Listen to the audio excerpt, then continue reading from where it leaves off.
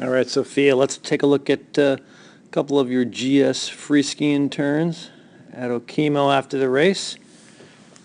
You're getting ready to go here, going through your final preparation. And I think you're ready.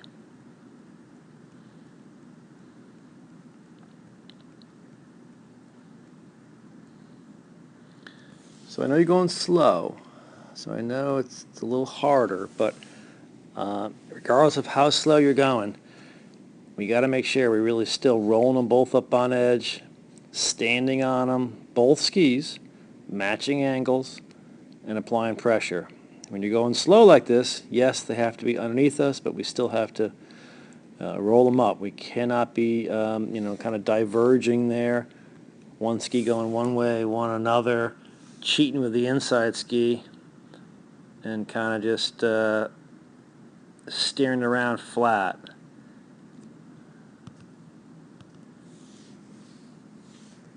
And it's probably the same, kind of theme on this side right there. So roll them up, get some high edge angles so we can establish a platform to push against. I know we were talking Sunday, and you clearly have to get a little more comfortable getting out of your comfort zone. And how do we do that? Well, we've got to be more comfortable getting our feet out from underneath us. That's going to help us establish more angles and allow us to go a little faster. And right now, you kind of like them right under you, nice and comfy. So, we have to get those both feet further out from underneath us. How do we do that? Well, we're going to have to, at the top of the turn, more move forward and then inside the turn. We have to dive into the center of the arc, allowing our both skis to arc out away from us, keeping pressure on them. They will arc back under us and keep us, upright. So, to a certain degree, we have to think about, the skis sort of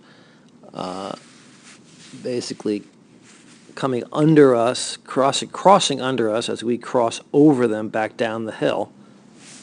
But we need to be fairly extended at the top of the turn as we kind of dive down using inclination into the turn, and you're very hunched over. It's really hard to get the skis out from underneath us when we're kind of hunched over and bent at the waist. Bending at the waist causes the hips to go back. We're kind of in the back seat, and you can see right there. This is really at the top of the turn, and you're kind of in the back seat, in a fairly static position. Feet a little close together, and not a lot of angles, not a lot of edge angles either.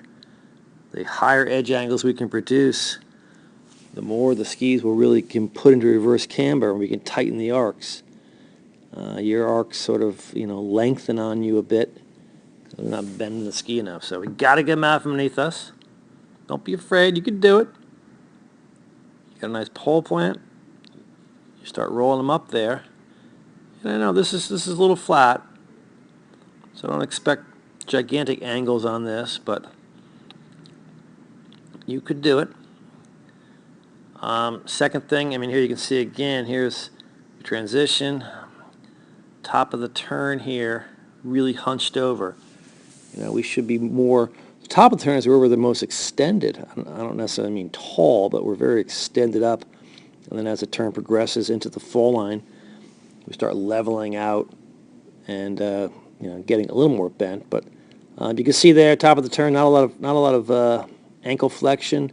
Really in the back seat, hips back. We got to make sure at this point in time, top of the turn, you got to bring the hips up over the boots, move forward and inside, and actively level from fall line through completion, driving the hands forward and wiping the counter, taking that outside hand and driving around forward. And clearly your arms, are kind of at your side. So One of the rules of arms is the elbows have to be in front of the torso and hands above the waist. So got to push those arms forward. Think elbows forward if you need be, but you can see inside hand is lower, which means you're really leaning in there. So let's make sure we get those hands out, way out in front, because they tend to be,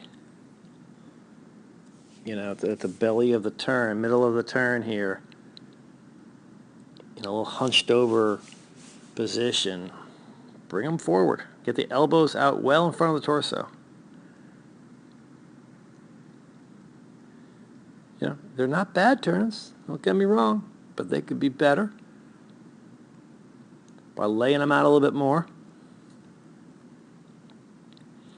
Right there, probably see, okay, in transition, top of the turn, hunched over. We just moved a little forward, bring the hips up over the boots more, got into the front of the ski, get a little more arc on it, higher ridge angles, bring the hands forward then, because your elbows are still right at your sides.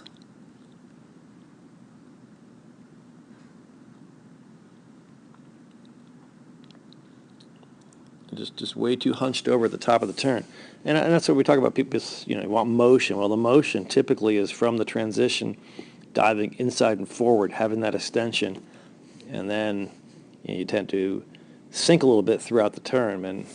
But that's the motion that we want.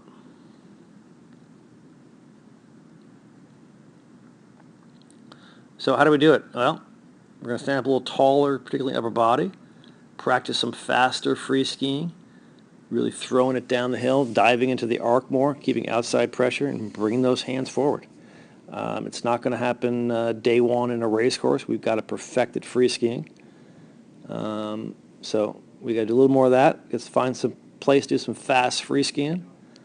But I also think, maybe a side-by-side video with someone else to, kind of show you visibly what I'm talking about may help. So I'll load one of those up next.